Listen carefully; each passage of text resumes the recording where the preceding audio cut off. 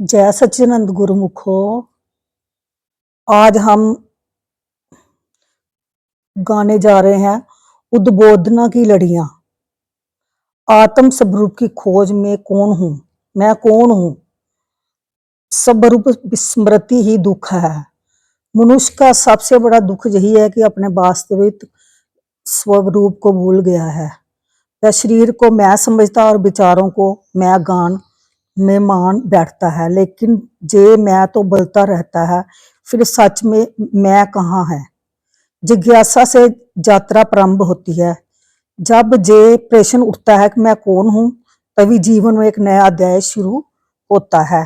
जे प्रश्न किसी पुस्तक से नहीं, भीतर से उत्तर मांगता है। ध्यान और निरीक्षण से खुलता द्वार। जब हम अपने विचारों, भावनाओं, इच्छाओं को केवल देखना शुरू करते हैं, उनसे तादत नहीं बनते, तो धीरे धीरे धीरे जानने लगते हैं कि ये सब मुझसे अलग है। और फिर जो शेष बचता है वह है शुद्ध आत्मा, हमारी शुद्ध आत्मा जो साक्षी बनाता है। साक्षी बनो, साधक बनो। जो साक्षी बनाता है वह ही साधक बनता है, और साधक धीरे धीरे अपने सत्य स्वरूप से मिलन करता है। वहां न वे है न द्वंद है, केवल शांति और आनंद। आत्मिक नम्रता का सौंदर्य। नम्रता कमजोरी नहीं होती, ये चेतना की परिपक्वता का संकेत है। उसे भीतर से बड़ा होता है, वही झुकना जानता है। गुरुमुख सज्जनों, जब आत्मा को अपने स्वभाव का बोध होता है तो वह गर्व नहीं, नम्रता से प्रकट होती है। जैसे बट वृक्ष फल देने वाले के बाद झुक जाते हैं, वैसे ही ज्ञानी झुकते हैं सच्चे प्रेम से। अपनी आंखें बंद करके और गुरु महाराज का ध्यान करें, उनका चेहरा, उनका विनम्र व्यवहार स्मरण करें। देखें कि उनका स्वरूप कितना विशाल है, फिर भी कितना कोमल, झुकता हुआ, अपनाने वाला। अनुभव करें कि एक शीतल जल धारा आपके भीतर से बहा रही है। वह नम्रता की धारा है, वह आपकी वाणी को मधुर बना रही है, आपकी दृष्टि को दयालु, आपके हृदय को कोमल। जब आप संसार में चले तो जो नम्रता आपको चाल में झलके, यही विनम्रता को ब्रह्म से जोड़ती है। क्रियात्मक भजन अभ्यास। बाहरी दबनी के पार। गुरुमुखो प्रिय आत्माओं, आज हम चले उस मौन की ओर जो हर बाहरी दबनी के पार है।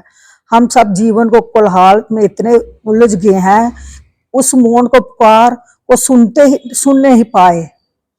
अब समय है भीतर उतरने का। शरीर को सहज रखें, आंखें मूंद लें, गुरुदेव को हृदय से आमंत्रित करें।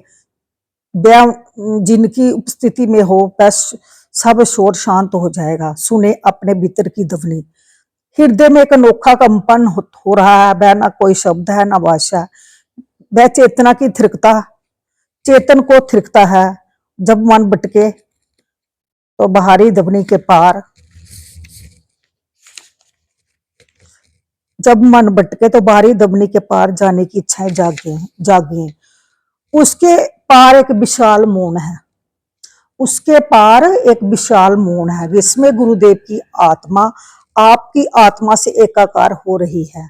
ये मौन केवल खामोशी नहीं, ये सबसे ऊंची दबनी है, जहां कोई विचार नहीं टिकता, कोई इच्छा नहीं बचती, बस आप और गुरुदेव हैं। ये एक चैतन्य की अनुभूति में जब आप आंखें खोले तो वह मौन आपके शब्दों में भी गूंजे। आपका जीवन उस बाहरी दबनी के पार को अनुभूति से भर जाए। यही मौन की सच्ची साधना है, यही ध्यान का सार है। श्री द्वितीय पातशाही जी महाराज के श्री वचन। जैसे नाव पानी में उतरती है मगर नाव के अंदर पानी भरने के बाद एकदम डूब जाती है, वैसे ही दिल में संसारिक वस्तुओं का लगाव बढ़ गया तो जीवन नैया भव सागर में डूब जाएगी। जिज्ञासा के समाधान हमारा। जिज्ञासा नाम जप क्यों आवश्यक है, क्यों, क्या ये केवल शब्दों की पुनरावृत्ति है।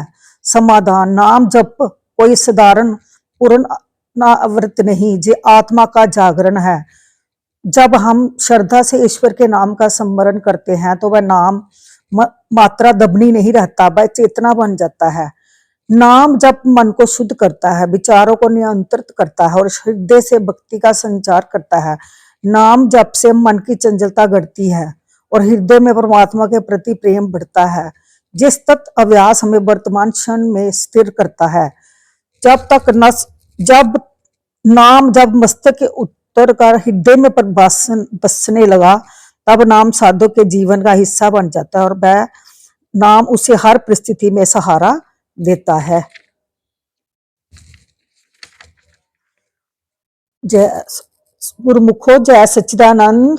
मेरे चैनल को लाइक, सब्सक्राइब और शेयर कीजिए।